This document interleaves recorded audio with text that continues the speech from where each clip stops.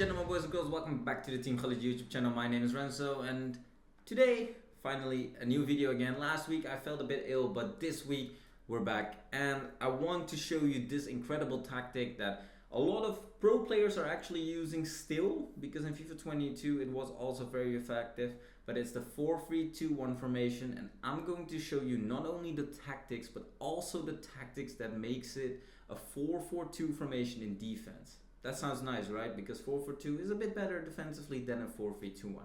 Anyways, don't forget to like the video and please subscribe to the YouTube channel. Leave down in the comment section if you like this video or not and what we can do better or whatnot. And anyways, like always, sit back, relax, and enjoy. Alright, so starting off, I'm going to show you this live. A bit different than what we used to do, but hopefully I can explain a bit more easy, because some of you have left in the comments that you rather see some clearer instructions and how the players are actually positioned. So starting off, this is the team. We're going to be playing 4-3-2-1, which means we still want to have 4 attacking players, right? Because most of formations use that, so you don't want to just have one squad made for this particular formation, because we do recommend to switch sometimes. And that is going to be Cristiano Ronaldo going to be the center forward in this formation. Ginola is going to be a right forward, and why? Because he is right-footed and obviously a great player, but we want to have a right-footed player on the right side for the Trivela shots. And also Ousmane Dembele is going to be our left forward because he's left and he's got the Trivela option as well. Also with the 5-star weak foot, obviously he can still finesse with his right foot. It is just a great option there. But then Zaha, he's going to be our left center mid, and that will become very clear very soon why he's going to be the left center mid. Obviously because he's rather still physical, he can maybe make some interceptions just because of his physical, obviously not because of defensive stats, and he's a great player, lengthy, very quick, and also still a great attacker obviously. Then Cancelo and Yaya is going to be our center mid.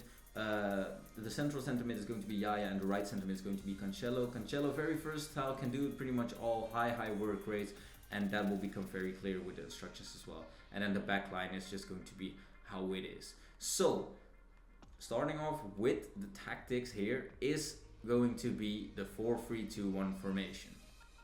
Let's go hop back to the tactics as first. You want to play the defensive style unbalanced. Press after possession loss though is a very annoyingly good tactic in FIFA 23. I think it might get patched soon because I think it's a bit too powerful, but try this out maybe if you feel very comfortable in defense, because you can pressure your opponent so hard that you can, if you're better than your opponent, you'll just overwhelm him and score really easy goals, because if you lose possession, you're almost guaranteed to get it back in dangerous positions as well. But we're going to be using balance, and I recommend you to use between 40 and 45 depth width. You can do that even a bit closer, like maybe even 35 depth width, but you want to keep a really narrow defense with this formation because it's going to play out in a 4-4-2. And the depth, we had it on 70 there, but I recommend for most people to do this between 48 and 60. 48 is just a number that I like to put, so don't think anything of it. It's not like it's something crazy, but just between 50 and 60 pretty much. And yeah, if you like 48 as well, just put it on 48. The build-up play is going to be balanced, but the chance creation is going to be direct passing. And if you are going to use this formation as maybe a more attacking formation that you might want to switch to, then try fast build-up as well. Very good, very effectively. Direct passing is just beautiful for the way that this formation offensively plays, because you have 3 forward players that continuously are making runs in behind and just making up for quick passing combinations really. That's why we want to use direct passing. The offensive width can be a bit more variable in my opinion. If you feel like you're playing too much through the center and your opponent has a really tight defensive line, then you might want to play a bit like 70 width to spreading out your offense a bit more. But if you're playing a 5-back, for example, to counter them effectively on the counter attack, actually you want to keep it narrow, so like between 30 and 40, maybe even 50 at max in terms of the offensive width. Players in box around 4 to 6. I don't think it changes too much right now, but 4 to 6 seems always to be good, and corners and free kicks on 2 or 3. It depends on how you take your corners really. And then how the team is going to be set up, that's going to be like this.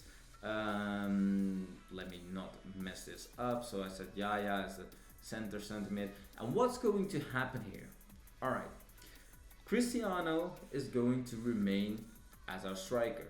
Dembele is also going to remain as our striker. In offense, what is going to happen? Ginola is going to get put as a right mid. In defense, Cancelo is going to be the right center mid in defense.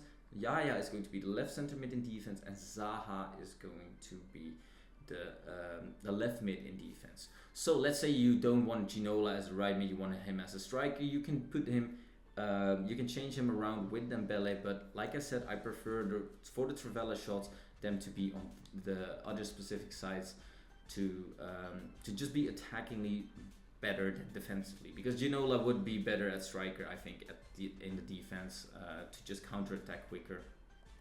But that's just the way it is. I should probably change my team if I wanted even to do the maximum potential of this formation. So for the actual instructions, you can put stay forward or come back on defense on your striker. It doesn't really matter, it's just a preference.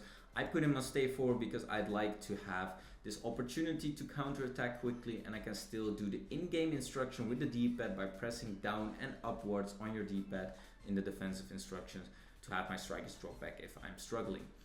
Ginola and, well, Dembele is pretty much the same like Cristiano. You can get in behind on him, but I like to keep them on mix, by the way, just to not rush it too much. And stay central is also a possible instruction. Stay central, get in behind, to just have your players make the runs more themselves. But I like to keep them as balanced as possible because I usually trigger my players a lot myself with L1 and R1. But for anyone, this could work just fine. So stay central and get in behind, or just everything on balance if you trigger your runs manually a lot. Same counts for Ousmane Dembele. Ousmane Dembele and Cristiano Ronaldo can just have the same tactics as they're going to be defending as a striker, right? So Ginola, you can still put the stay central and get in behind on them if you like that, or just get in behind, whatever you want. But come back on defense on Ginola. Very important, because else it's not going to work like a 4-4-2. Then Cancelo, he's going to have cover center, stay back while attacking, or balance. That doesn't really matter, but sometimes you'll notice that in the counter, Cancelo won't be there in time to actually immediately defend like a 4-4-2 because he ran forward initially, and then sometimes Ginola will be trying to cover up for his position, and then they have to change. So I recommend stay back while attacking on this one. The rest of the instructions can just remain the same. Yaya is going to have stay back while attacking and cover center, also for the same reason, because you want him to stay in that central position, not run forward too much. And then Zaha, he's going to have balance attack and cover wing. And that is because he will be getting pushed over pretty much by the other players, moving to that left mid position. And we want to keep him on balance because he's also an offensive threat.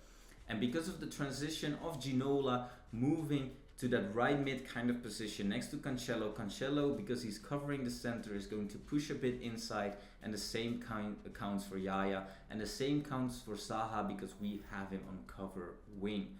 I hope that makes sense, kind of. You want to have Theo Hernandez on balance or Kyle Walker. We recommend one right back or left back on balance. I prefer Theo Hernandez because I think he's a bit better going forward, but it's just personal preference. It depends a bit on your team as well. Just make sure that you have one fullback on balance using this formation perfectly in its potential, because offensively this is probably one of the toughest formation to play against, especially if somebody is really good with quick passing moves, because there's a lot of players that will open up for space with this formation. And defensively, it just defends like a 4-4-2. Just the initial counters are a bit tough sometimes to defend. And apart from that, that is it. So I hope you guys enjoyed this video. A very, very detailed breakdown of how this formation works. And I hope to see you guys in the next one. Ciao, ciao.